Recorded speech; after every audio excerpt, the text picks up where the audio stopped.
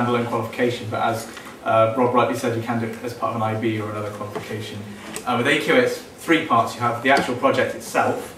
In my case, there's a 10,000 word essay. I went over a little bit, which I don't know if we can distribute. There's 6 copies there. If we can have them back at some point. So if one of these is forced upon you, I do apologise.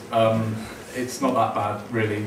There's that. There's the project log where you write down everything that you've done, a list of the project reviews, that kind of thing. And then there's the actual presentation, which for us was at Bath University. We did it to a lecture theatre, and it's not just about writing. It's actually about making not a literal presentation, but making sure you can communicate with people.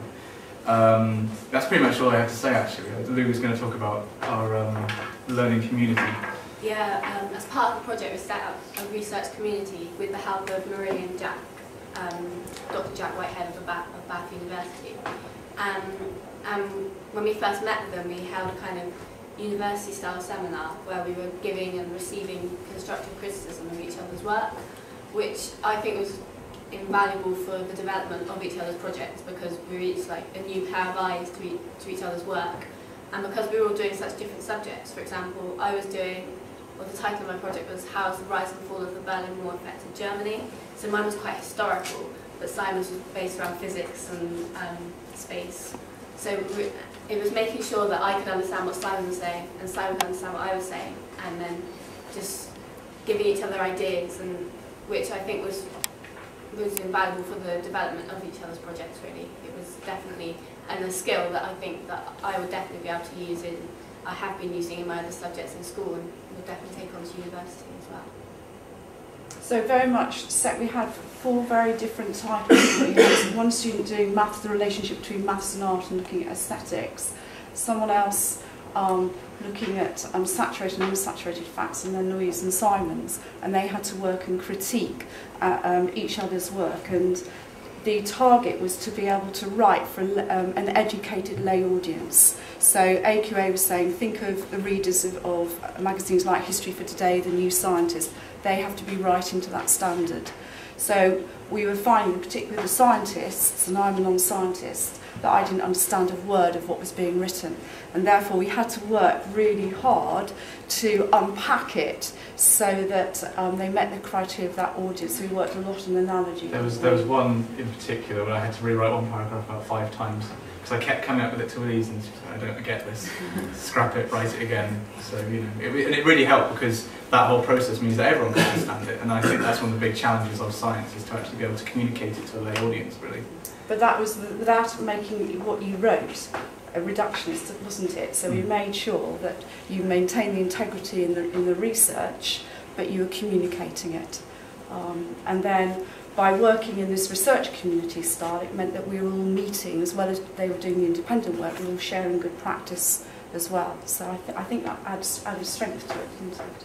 Yeah, definitely. I think that process really made our project so successful, really. It was possibly one of the main reasons why we all achieved what we achieved, and without it, I definitely wouldn't have done as well, because to hear everyone else's ideas was definitely what made my project so successful, making sure they understood what, because although I knew a lot about it, because I'd done lots of background reading, they didn't really know much about it, so I had to go to areas which they thought would be important rather than cutting them out. Okay, so should we move on to Isaac, because the remaining students are year 12, so they've started at a different point. Louise and Simon started in that structure we start after January, whereas all our year 12 students have started in September at the same time they started their AS levels. So it's been a slightly different experience, and obviously a group that's twice the size. Isaac. Hi, I'm Isaac, and I'm currently studying English Literature, History, Music and Maths at Wellesley.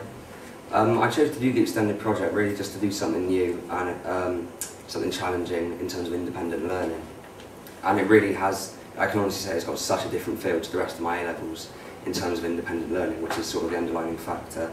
There's no homework or textbooks or anything, you're just left to do your own thing in terms of research. And I thought I'd talk to you briefly today about the research process and the different range of sources you can use. The title of my project is NATO Doing More Harm Than Good? And I've used quite a range of sources so far. I've used an audio source in the form of a BBC Radio 4 programme.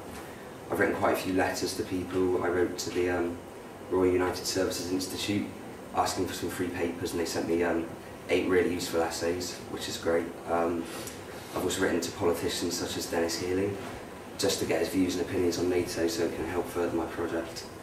I went to the Central Library the other day and got a really useful book which was recommended by the librarian on NATO. It was really concise, and that's sort of the cornerstone of my project. I've read journals, newspaper articles, facts and figures, and that list is quite literally but a fraction of the range of sources that students are encouraged to use. We're encouraged to literally any route we can think to go down in terms of research, you're encouraged to take it. Because the great thing about research I've found is even if one bit of research isn't necessarily that useful to your project, it always gives you more ideas for further research. So I can honestly say that every bit of research I've done has given me more routes and paths to go down. So if I could say one thing about the research process, it would just be to any students who are thinking of taking an extended project, would just be to really explore any routes you can think of, because even if they come to nothing, it's going to give you new ideas, and you never know where it might take you. So, thank you. Thank you. Ellie?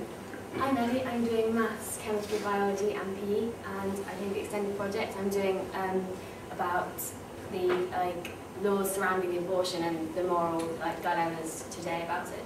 And I found it really interesting because I want to do medicine at university, so hopefully it'll be a really good thing to discuss interviews and things, and a bit broader about in that region, and they'll think that obviously I'm interested in it, and it's been also really good to do. I'm looking into religious views on abortion and all the moral arguments about it. Obviously there's quite a lot, if you just look on the BBC website, immediately you can find a lot, so I've been really trying to get a broad range of research, of course, because that's really important. And so I found some quite good books. Obviously a lot of the books are from a really scientific point of view, and that is really sometimes very biased, so that's been interesting, in terms of a learning journey, looking into the sources that are biased and sources which are very likely to be leaning towards this. I mean, if you're reading a Christian book, it's going to be obviously against it, perhaps. And as well, I gave out some questionnaires. That was interesting. I gave it out in the study room the other day. Made a bit of a heated debate, but that's been really interesting, seeing what my friends and my parents' generation, what they think as well. And yeah, it's been really good. The research community as well. I've needed to change my question quite a bit, because it's like Isaac said, when you find something out, you need to find something else out, and so yeah. Thank you. Jack? So I want to be very rude here and push past. I need to go.